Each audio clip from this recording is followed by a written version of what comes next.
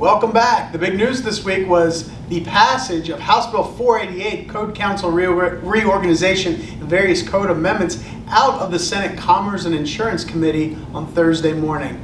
This is our biggest bill for the year. We're super proud of this legislation. It's been vetted and worked through numerous times over the last 6 or 7 months. Obviously, the bill has numerous provisions, 13 in total, but the two big ones are the creation of the new Residential Building Code Council, a 13-member council appointed by both members of the General Assembly and the governor, and another provision that deals with pausing the energy code that's currently in place, that'll stay in place until at least January 1st of 2026. We're proud of this legislation. The bill has another stop in the Senate Finance Committee before heading to the Senate Rules Committee, which finally will go to the Senate floor in the coming weeks, hopefully. Another bill that we're watching is House Bill 130, Preserving Choices for Consumers. This is sponsored by Representative Dean Arp, Jason Sain, Michael Ray, and Charlie Miller. This bill passed the Senate and will now head back to the House for concurrence. This bill is needed to ensure consumer choice in the selection of energy services.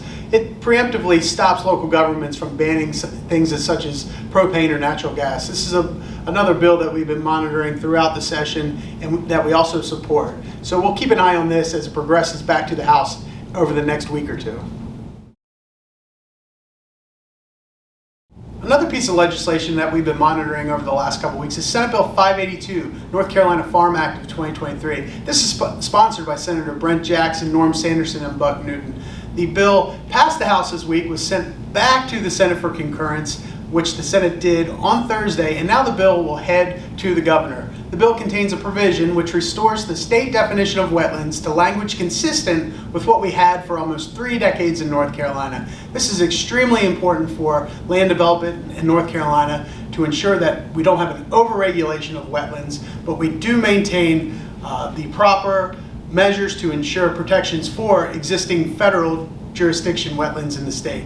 Huge provision. We hope the governor signs it. We'll watch this bill as it progresses and heads over to the governor. Now I'm excited to introduce you to our Legislator of the Week, Senator Todd Johnson from Union County.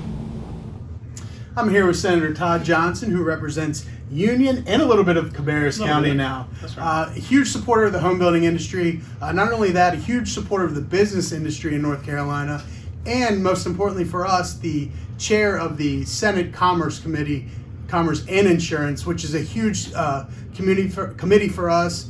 All our legislation typically in the Senate runs through this committee, and we just like to take this opportunity to thank him for his service and thank you for everything you do for the home building industry. Appreciate it. We always want to support our businesses and the building community and just business in general and try to make life easier for them, continue to be the backbone of our economy here in North Carolina. So looking forward to more years of support. Absolutely. Thank you, sir. Thank you.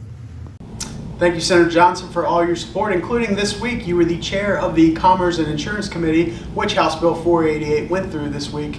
Again, can't thank you enough for all your support over your now 3 terms in the North Carolina Senate. You've always been a champion for housing and the business community in North Carolina. So again, you've been absolutely wonderful to work with. For more information, read our written legislative report. See you next week.